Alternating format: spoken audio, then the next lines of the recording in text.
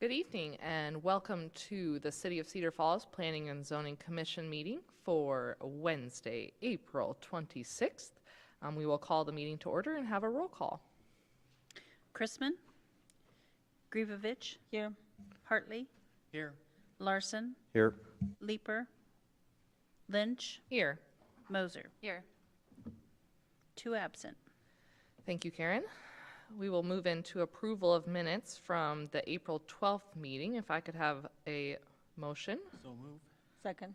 It's been moved and seconded. All in favor, please say aye. Aye. Aye. All those opposed, same sign. Motion carries. All right, this is a point in the meeting where we can have public comment on anything that is not on the agenda for this evening. Seeing none, we have no old business. We'll move into new business with a Highway 1 District Site Plan Review for the southeast corner of Brandy Lynn Boulevard and Winterberry Drive. And Chris, you're going to take that for us. Yes, thank you. Good evening, Commissioners. The applicant is proposing a Popeyes restaurant in the Highway 1 zone. This will be the first such restaurant in Cedar Falls. This particular location is at the southeast corner of Brandy Lynn Boulevard and Winterberry Drive, next to the Collins Community Credit Union. The Highway 1 district is intended to promote general service commercial uses that serve a broader market area. All proposed site plans in the Highway 1 district require review by this body and approval by council. The Highway 1 district requires a 20-foot building setback and landscape setback, meaning the only paving on it should be a driveway that crosses it. As you can see, the proposal complies with the setback requirements for both building and landscaping.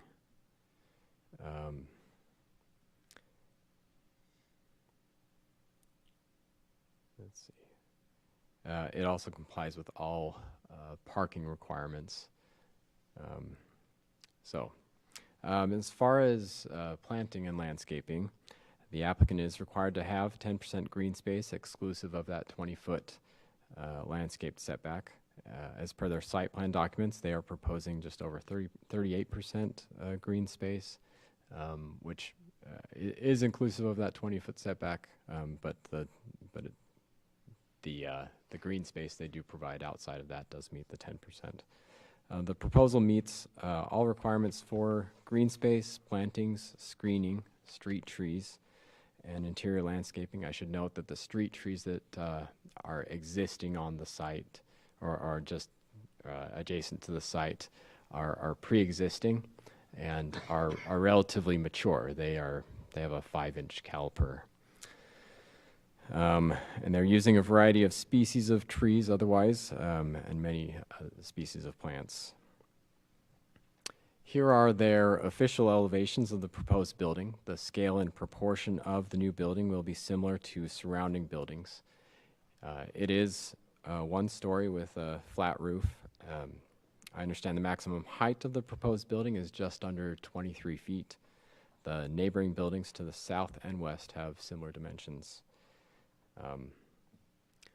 The renderings up on the screen are general examples of what this building would look like, not necessarily exact to the elevations, just so you're aware. But listed on the screen are some aspects of the different facade elements. These are detailed more extensively in the staff report, but overall there are no red flags with their design and choice of materials. This is technically a design review, so commission members are welcome to judge these elements as they will.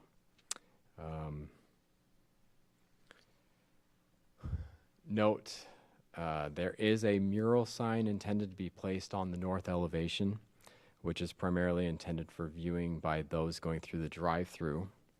This is denoted by the question mark up on the screen. Signs are only allowed on 2 sides of the building in the Highway 1 district, which maximum is met by other sides of the building, and I'll show that on the next slide. But I should say the placement of this mural would generally not be viewable from the street due to berm and landscaping proposed in the north landscaped setback area. Since it is a mural not intended for viewing from the street and the proposed landscaping will limit such viewing, staff finds that it may not meet the definition of a sign. Staff recommends that the commission discuss and determine whether the mural should be allowed under these circumstances.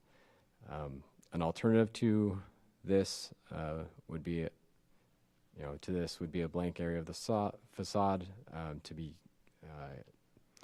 to have either wood-style cement board paneling or a complementary color of brick.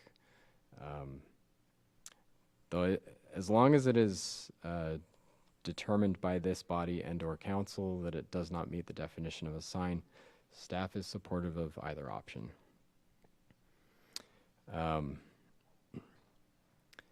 Here is, up on the screen, the signage proposed on the site.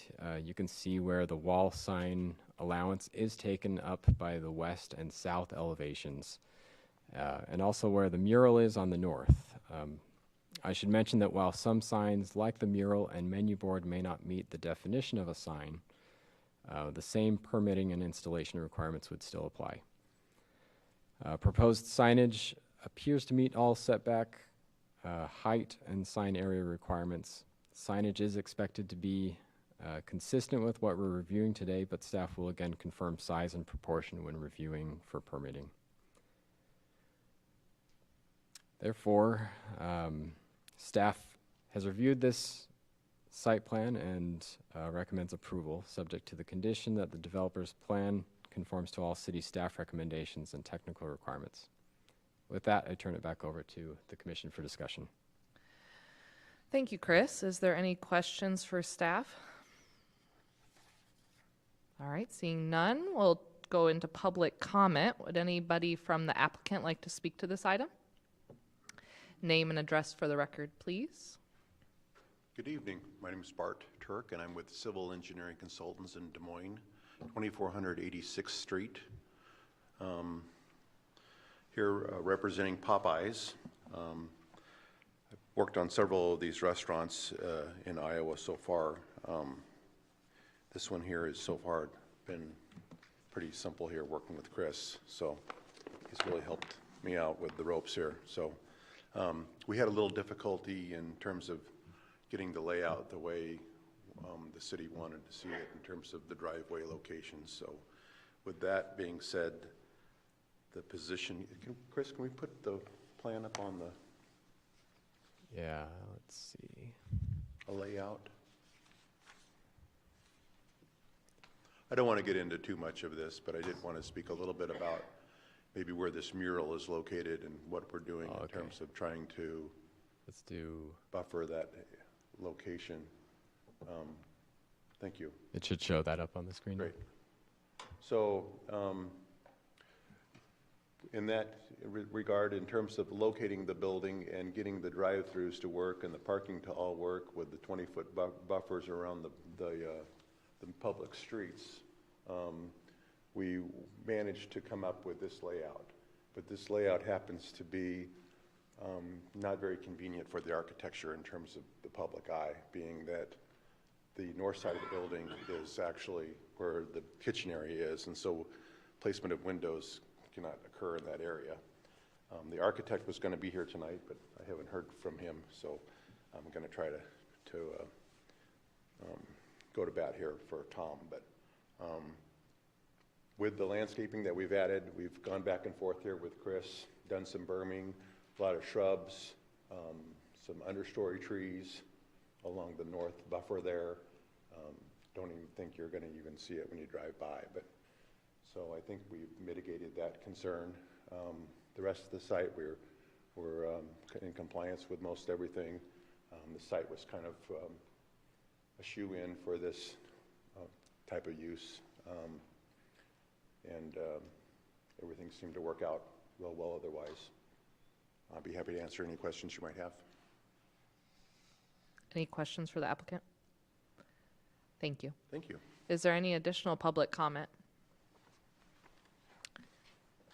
Seeing none, we'll close public comment and bring it back to the commission for discussion and or a motion. I have a clarification. So the mural, I overheard earlier was subject to the same approval requirements as a sign might be. So if a mural is to be added at some point down the road, it would be back before us again, is that correct? Or what is the process for putting the artwork on the wall? No, it goes through the same permitting process. We will still have a quick review of the signage when they have a sign contractor, submit for the signs that are proposed. So if it's approved here and approved at council, we'll move ahead and approve it in our review as long as it meets, any of the other requirements that are, in the code or otherwise denoted by this body or council. So in other words, all signs have a sign installer, a professional sign installer has to submit for a permit, and the things that are checked there are the technical aspects of the signage. What's reviewed here is the placement of the signage on the site. So the content of the mural would be subject to review at a later date? No, it is up for review right now for the commission, and as long as you're fine with it and you feel like it's screened from the view of the street, the idea is that, is it really a sign if it's not viewable from the public way? In other words, intended to be looked at from the viewership of the drive-through folks, but not from the public right-of-way.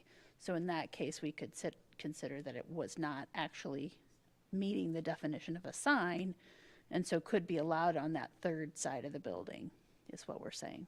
Okay.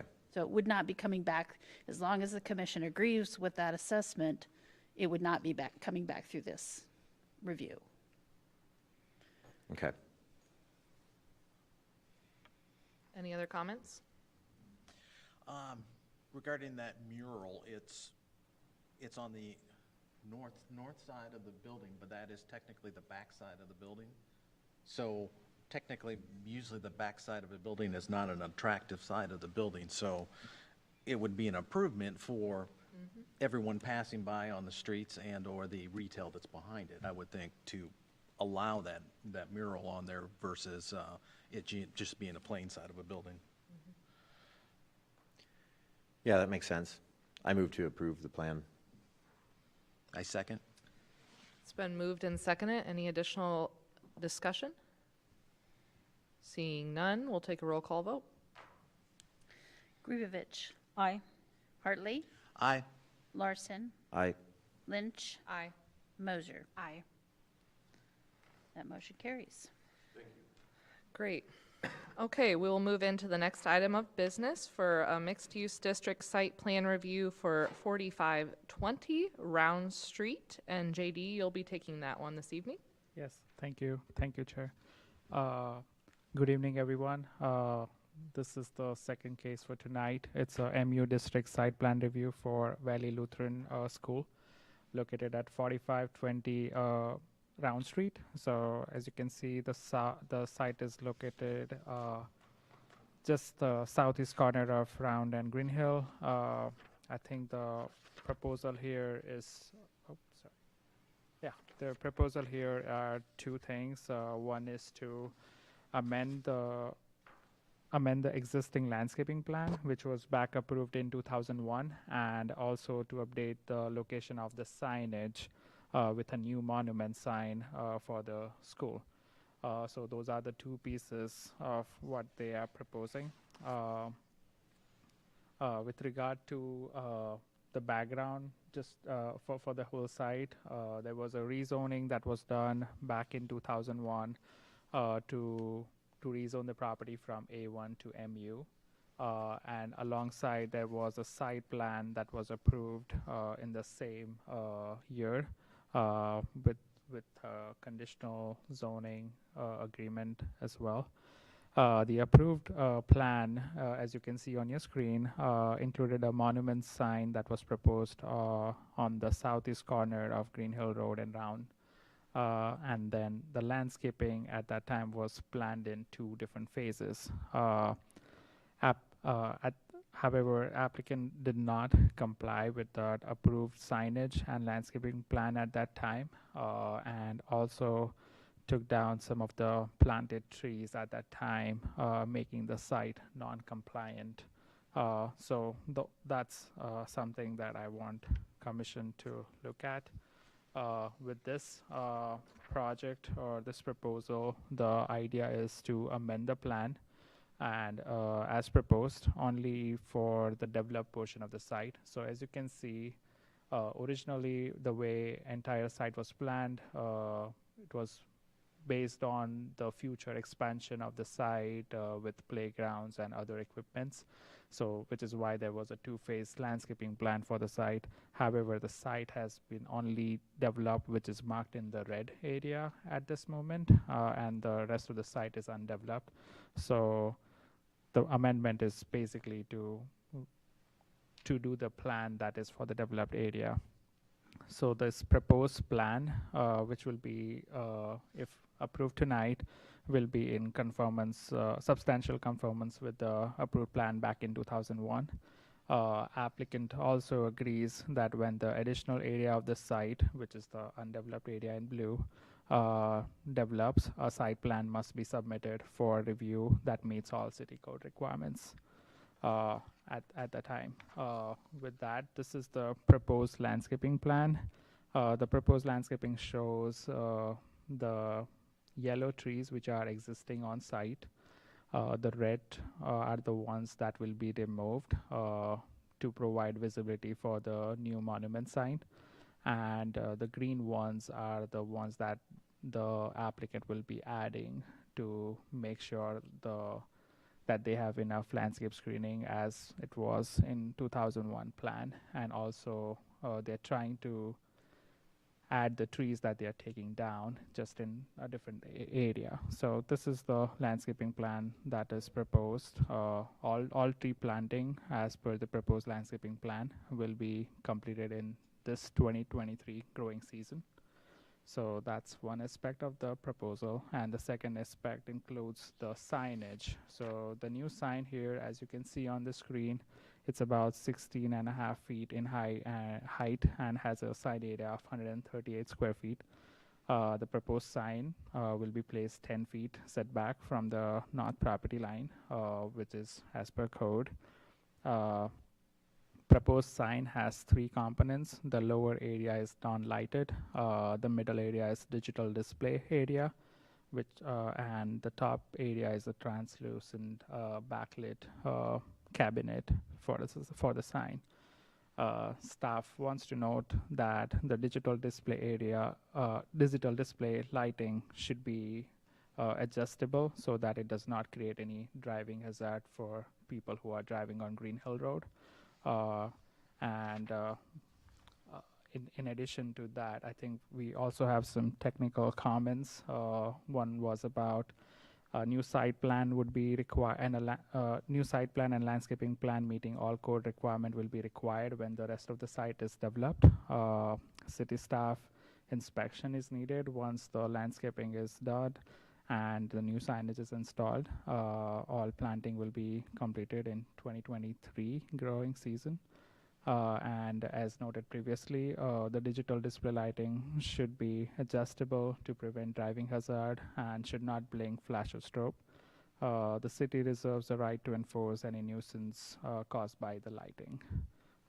With that, staff recommends approval of the submitted MU district site plan at the corner of Round and Green Hill Road, subject to compliance stated in the staff report and any comments and directions specified by Planning and Zoning Commission. We do have applicant here if the commission has any questions, and I'll be able to answer any questions that the commission has. Thank you. Thanks, JD. Is there any questions from the commission? All right, we'll move into public comment. Would anybody from the applicant like to speak to this item? Thank you. Name and address for the record, please. Dwayne, pardon me, Dwayne Lindberg. I'm privileged to be a member of the Eastern Iowa Lutheran High School Association Board, and we've appreciated so much working with the Planning and Zoning Commission. I believe JD has presented the case very well, and we are anticipating the excitement of completing eventually the entire plan for the school site.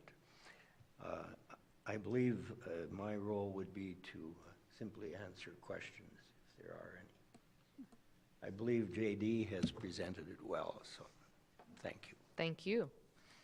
Is there any other questions for the applicant? Any other public comment? Seeing none, we will close public comment and bring it back to the commission for discussion and/or a motion. It's pretty straightforward and a nice improvement. I look forward to what's to come, so I would move to approve. Second. It's been moved and double seconded. Any additional discussion? I was kind of curious as to what prompted this proposal. Was it something where I'm imagining maybe a sign request, maybe opened a can of worms, so to speak? Is that kind of what happened, or what's the background? So this is in an MU zoning district and also in the Greenbelt Corridor Overlay District. So in the MU zoning district, any signage relocation or any new signage or any updates or amendment to landscaping plan requires review by Planning and Zoning Commission and City Council. So. Okay, so the sign is what prompted digging into the rest of the site plan and bringing it up to snuff, so to speak. Right, they wanted to remove some of the trees, so the sign, the new location of the sign would be more visible, so that's what we opened up the landscaping plan from 2001 and took a look at, see what needed to happen with that landscaping plan, and discovered that there were some trees that had come down in the interim and maybe some trees that had not originally been planted according to the plan. So we just worked with the school and came up with this alternative plan to allow them to move forward with the way they wanted to develop their site. That makes sense. I do have one additional question about the digital part of the sign. In terms of the recommendation that it doesn't impede traffic, are there any guidelines that are given to the applicant, or how do they know that they will not be impeding traffic with whatever they're displaying on the digital sign? I think the sign installer is very experienced on Nagel signs, so I think most of these types of signs are adjustable based on the ambient light outdoors. So we don't anticipate that there will be an issue, but we did note that there's residential right across the street, so we don't really anticipate an issue. But we just want to put on notice that if it's not working properly or something and it's too bright and it causes we'll probably just do anything on a complaint type basis. Okay, but. Thank you. Any additional discussion? All right, we'll take a roll call vote. Gribovich. Aye. Hartley. Aye. Larson. Aye. Lynch. Aye. Moser. Aye. Okay, that motion carries. Is there any commission updates? I don't have anything for you tonight. All right, I need a motion to adjourn. So moved. Second. It's been moved and seconded. All in favor, please say aye. Aye. All those opposed, same sign. Motion carries. Have a great evening, everyone.